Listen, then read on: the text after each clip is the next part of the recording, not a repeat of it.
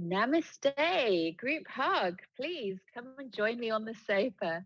Today, I'm delighted to invite Anny Giavelli. She is an investment associate. I hope I've got that correct at Dolfin.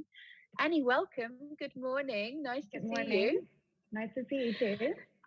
And you. So tell us a little bit about yourself. Clearly, you're a hashtag Power Women, which we love, and we're delighted to have you here. So, how come you are at Dolfin? I believe you started in 2018. So, give us a lowdown on your career and what you're doing at Dolfin. Yeah. That's right. The Power Women. I think my team, just every day they will try to make fun of me for I always care about social causes, ESG impact, and women. Yeah.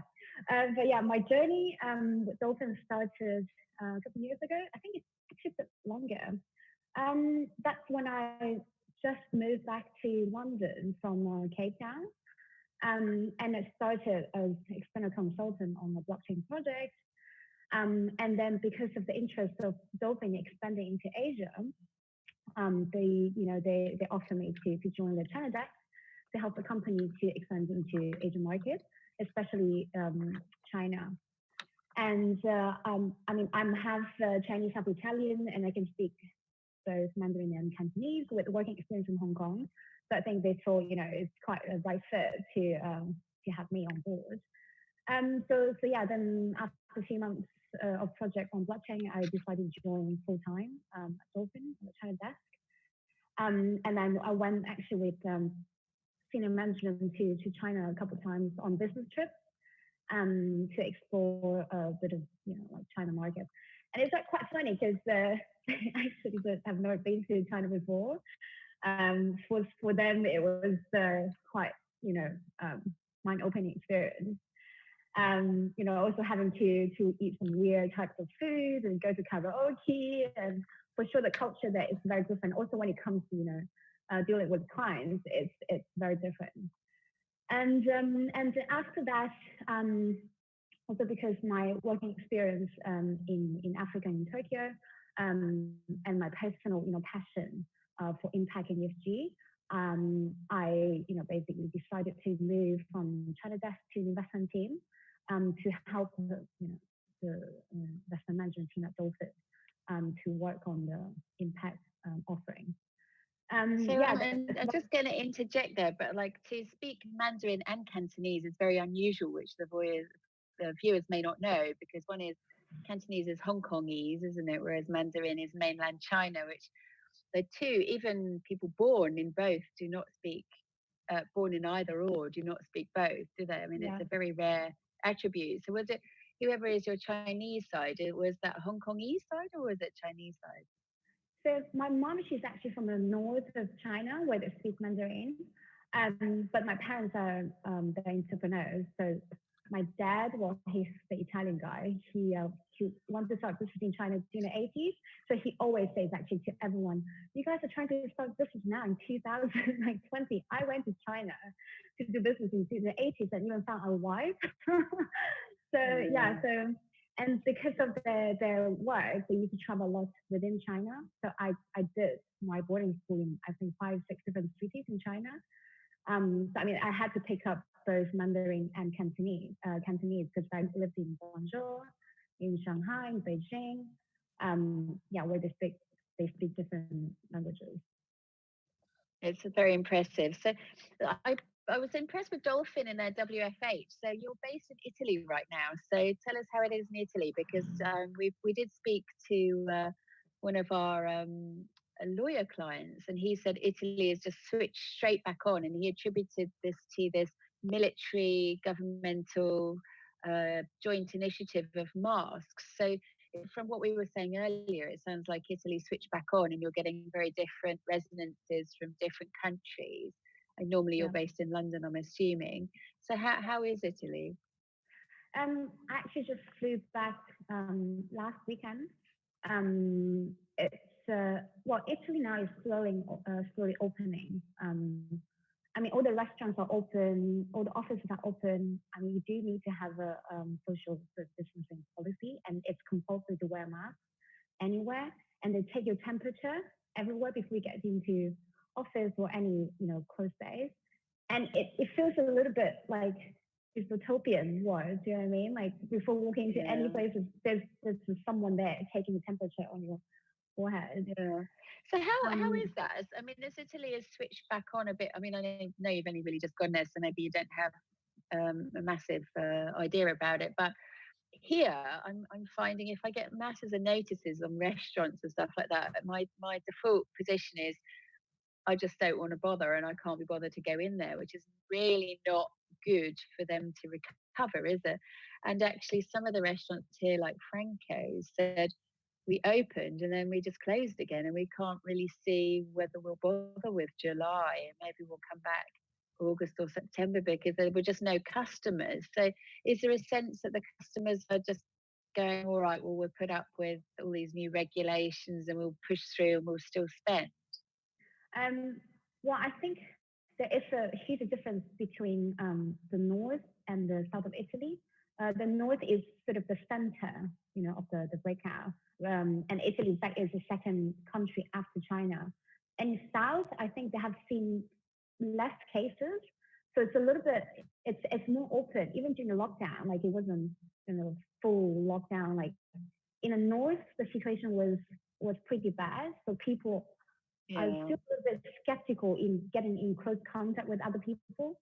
But I think after 3 months of full lockdown, in the sense that people couldn't even get out of the house to work out, like to go for a walk or yeah, go for a run, so you had to stay inside your flat for 3 months, unless you have to go to the supermarket to do groceries. So I think people want to go out, want to breathe fresh air, want to see other people, but always keeping that sort yeah. of distance. I think the psychology has definitely changed a lot. Um, But is there People feel spending? I more mean, distant. are people spending? Because one of the things that people have opened, but then just nobody is coming to spend because people just switched online and they just feel they don't want to interact with all these difficulties that now exist. But do you feel that people are getting over that, even if they? I understand the idea that we all want to talk to people and socialise, but is it enough to get us spending into restaurants? I definitely think people are spending, well, at least from what I'm seeing. And I also have, because I'm in Milan at the moment, and I have a lot of friends who work in the fashion sector. They have seen massive increase in spending, like since 2 3 weeks ago, both actually in China and Italy. People are willing to spend. Maybe it's just the beginning of the opening. So after 3 months, people want to buy things, people want to have the restaurant experience. So they're willing to go out and spend. But the other side of the coin is a lot of people have been on furlough. And this applies to Italy also. It's called Cassa Integrazione, but it's the same concept. So it's not like everyone has more spare income. If anything, you get paid a little bit Yeah, less. yeah. For sure, people are willing to spend, but there is also the flip side that people don't have less income to spend. Right. So there's a bit of excitement, but there's a sort of a muted excitement because people aren't fully fledged with money. So tell us, moving on generally to the business environment, you've seen the UK is struggling with a massive drop in GDP, 20.4%, but you've got um, sort of fingers in different countries, and you've got a good background with China, with Italy, and as you say, with Africa. So give us an overview of how you're feeling with the business environment, just general themes and how countries are reacting. Um, I think there's still a lot of uncertainty because no one can actually provide an accurate of the consequences of this pandemic on the economy everywhere in the world, not just UK, and including emerging countries and developing countries, especially emerging countries where they don't have infrastructure ready to, face this pandemic. They're definitely going to get hit harder, economic So speaking. which countries are you thinking of? Anyone specific? Well, for sure, in South Africa is one of those. Although it's the one in Africa that's the best one, that's the one coping in the best way. And I still talk to a lot of people in South Africa because I used to live there before UK. Things, I mean, they already have a lot of problems, political corruption and everything before the pandemic. And now things are just getting much harder. There's a huge issue with, like poverty because the distribution of wealth is very unequal. If you go to Cape Town, like it's the middle of Cape Town, it's really nice, but on the edge of the city, it's full of townships where people live in total poverty. And with pandemic, things are much harder. And they have I saw so many videos of people hijacking trucks with food on the high street. Not the high street, on highways. But through sheer necessity, I'm imagining. I mean, yeah. Poverty is, one can say, is it criminal? But the reality is usually it's through sheer necessity, isn't it? One just doesn't have food, so therefore you have to hijack a van. But yeah. So you're saying that the response has not been enough in South Africa? I don't think it's not enough. I just think the government. Well, no one really knows. No one has a full detailed picture of how the virus works. So I'm glad that a lot of the countries have taken like immediate actions in terms of the lockdown. Like trying to contain the spread of the virus. But no one is really ready to. Well, no one has a full understanding of how to recoup from the damage of the pandemic. Also because it's really hard to estimate the actual damage. And a lot of economists, think we are actually heading into the worst recession, even worse than the previous financial crisis. During the previous financial crisis, it was mainly about the banking sector, but this time the crisis actually is affecting the real economy. So everyone's life is affecting, and it's sort of interesting. How do we get back from it? Time. Yeah. So just briefly, so how are the Chinese, in essence, a bit like Italy, were kind of more used to this with SARS, and I don't know if used to it is a good word, because who could ever be used to a pandemic? I'm not entirely sure, but they appear to have had more experience, more severe lockdown, more compliant people perhaps, and just got back to normality more, although there are reports of a spike in Beijing, I understand. Yeah. So how you have some experience with this, and how are the Chinese coping with this, or the clients that you're dealing with? And I'm assuming most of your Chinese clients are based here. So a lot of them are based here, but because they're first country to be hit, they're also the first country to open. So I think during the transition period of a lot of clients, they actually flew back to China. So we still have a lot of digital interaction with them. But a lot of them they actually flew back to China. Like now they've been reopened. I think the major difference between the West and East, the way that they're dealing with this is for sure because of political system. They have been more authoritarian. So the measures are more severe. So I've been talking to also some clients who run a hospital there. It's they're really, really tough in terms of measure. Like for example, between different residential areas, they have soldiers checking who's walking through, because they have to make sure if you belong to one residential area, you have to stay there. So you don't spread the virus to another, because in terms of the number, the size is much bigger than any other countries. One residential area. So you're saying it's a much harsher regime. Yes. Although I do know from my experiences in China that they're quite clever people, and they're quite good at getting around lots of government and military measures historically. So I think. I'm not saying authoritarian political system is better, but it's just they're just more rigid. So, for example, my client who runs a hospital, she was telling me during the peak weeks, if you don't belong to, you don't have the resident card of your region, of your area, you can't go to another hospital from another area. Right. Because you're just messing up with the system. And they have to have the record of, every single person, like how many times you go to the hospital, your temperature. I think they have sort of more control of the situation. And now they have the open economy, but it seems like they're having well, they're trying to understand if it's a second wave, because in Beijing, Mm. after episode in the supermarket, they found a piece of salmon apparently, and I mean they're still checking what's the status on it. But So again, they one shut of down the supermarkets. we'll move on in a second to themes, but one of the things I think possibly is something that I saw that maybe other people didn't see was the Chinese New Year happened, didn't it, at the point of the outbreak. And Yeah, it's one of a lot of people, viewers might not know that this is one of the biggest movements of people in the world, isn't it? Because of yeah, the size of the Chinese population. And in fact, one of the only points in the year where people of every age group, particularly the young, I would say, go back to their grandparents or parents, don't they? And one of the things that happened in London as well, which I think in a way mirrored that, which I think it's been attributed to the big rise in China initially, was that the start of the Chinese New Year had started to happen. So people were already like out of Beijing and Shanghai and going everywhere.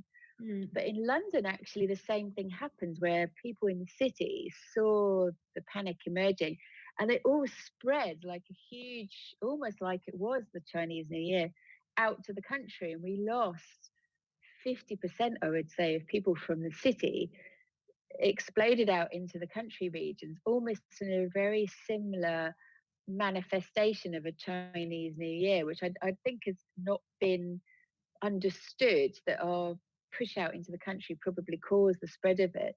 But it seems perhaps the leaping on it in China in a more considered way has locked that down, hasn't it?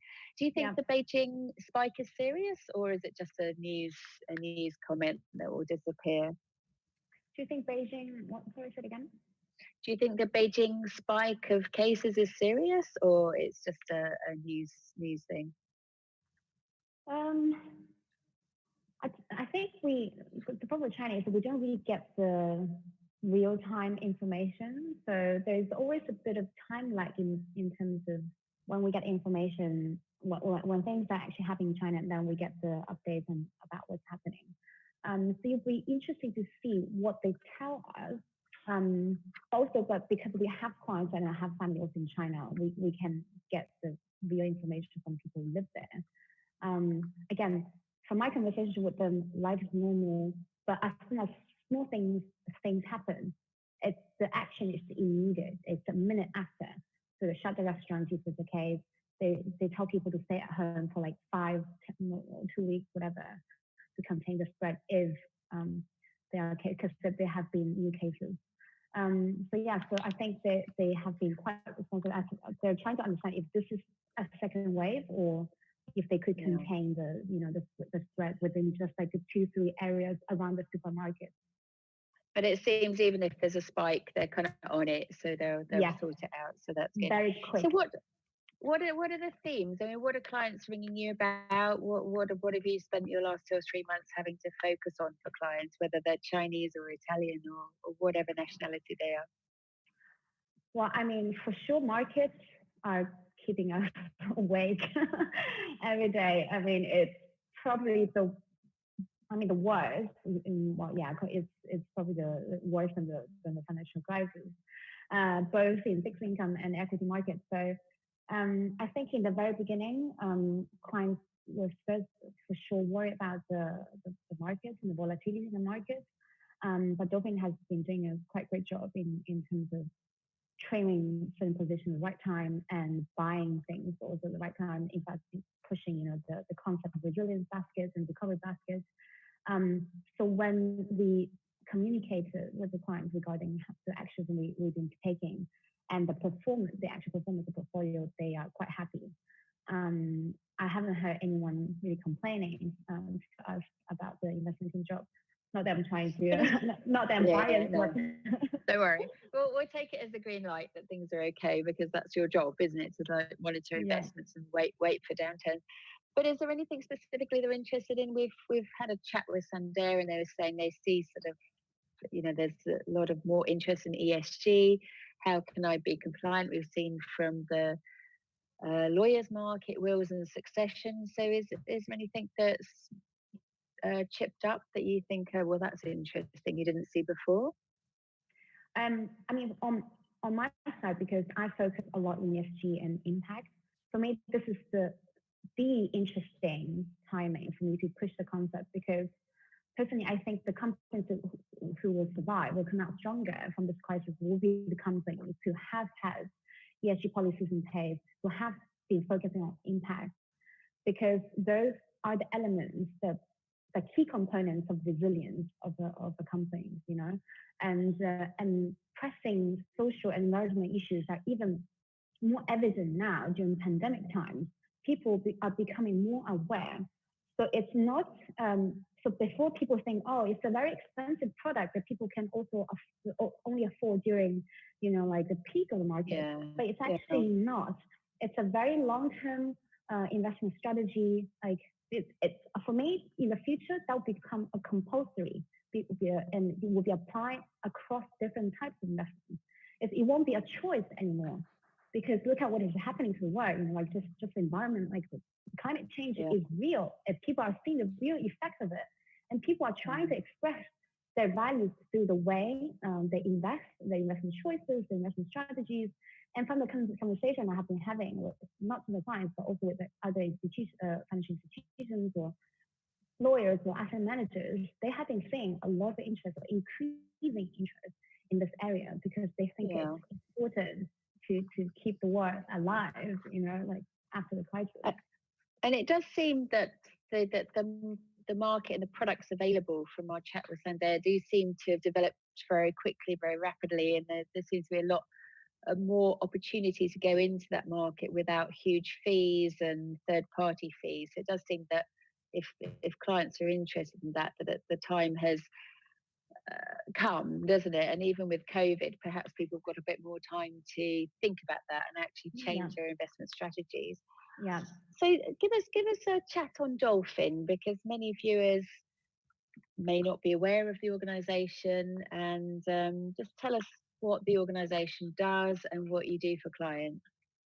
So Dolphin is a asset management company focused on private wealth management. We do cover both institutional clients and including external asset managers, also private clients, and including family offices and high net worth individuals. Especially after acquisition of Falcon, we put even more emphasis on private wealth management. We expanded into other areas after the acquisition.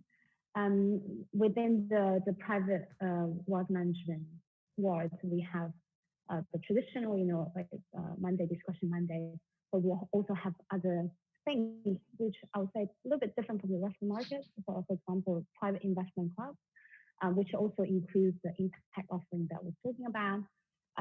It hasn't been finalized yet because of the COVID. I was supposed to launch the full framework in April, but because of the COVID, we have postponed the timeline. But we were working on it on both ESG and impact, and hopefully, later this year or beginning of next year, we will be ready for. So give me one client, a hypothetical client. They come to you. Let's pick a figure from the air. They've got £10 million above their lifestyle, and they say, "Okay, Annie, what are you doing for me, and what are you doing for them?" I mean, first of all, you got to know your client and what he wants. Yeah, everyone wants a bit different thing. Or she. Do your due diligence on the client before you. Yeah, I mean, it's very important to understand first of all, what they want, their risk profile, the risk appetite, in order to provide a solution that's the most suitable for the client, especially during high volatility times like now, with a lot of uncertainties about the future, also on financial markets. We need to make the client to be aware of what's happening and what will happen. So like I was mentioning about the private investment offering, but it's a very illiquid asset class, and people might be less willing now to put assets into something that's liquid. Although now the valuation of private companies is quite stressed. A lot of the VC funds have seen companies defaulting because of the COVID. Have they? So, like, what's an example of that? Because I've been talking. We just had an article on private equity, and it just seems like there's just tons of money, and everyone's just happy to bail them out for ages. But you've seen something different?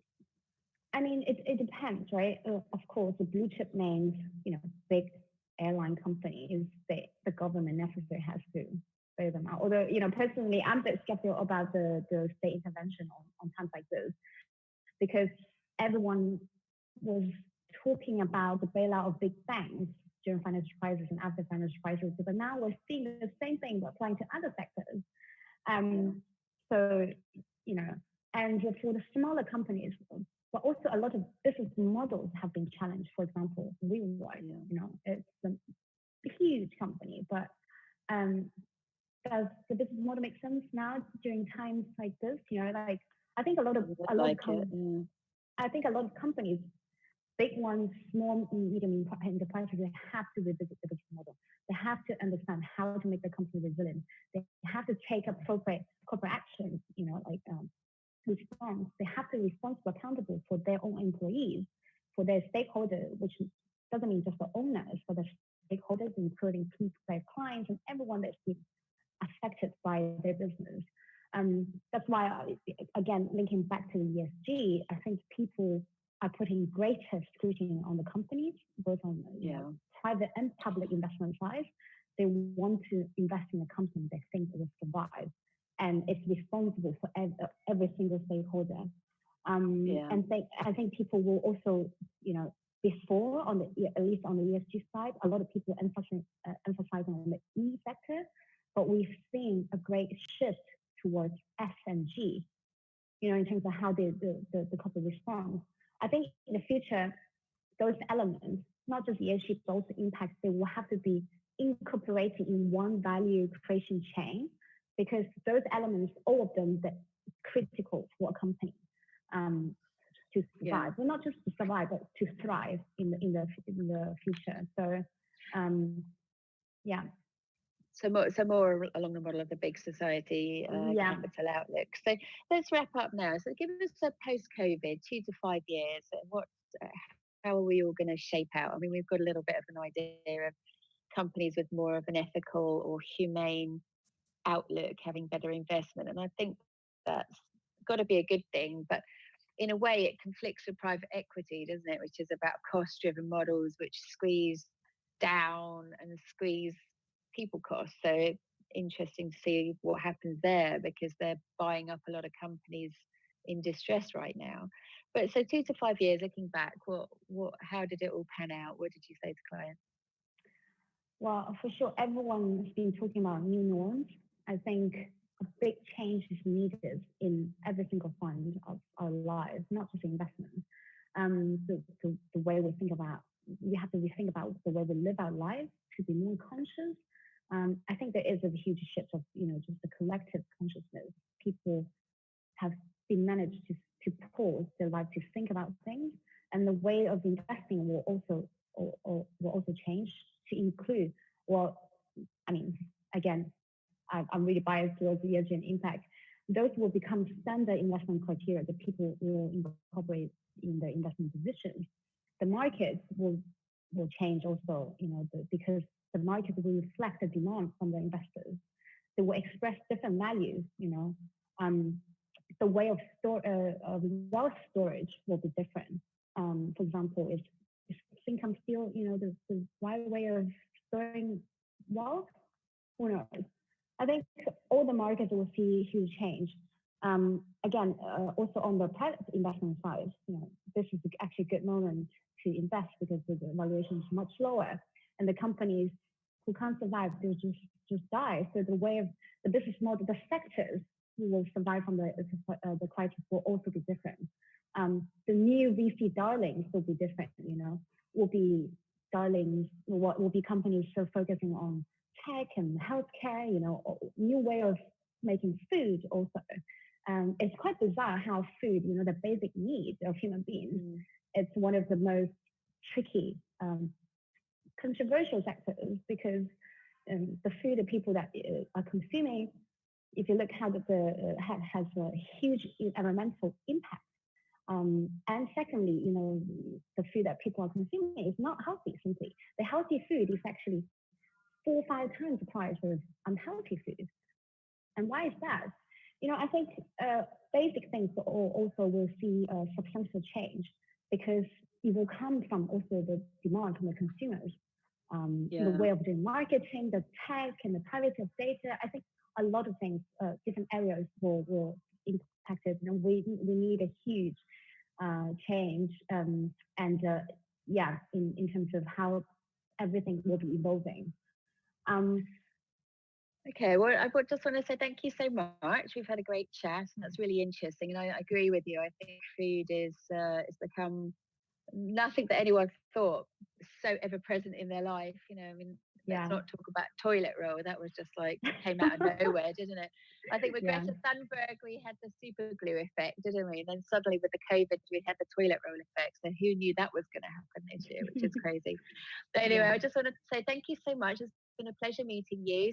Say hashtag Power Woman. We love that.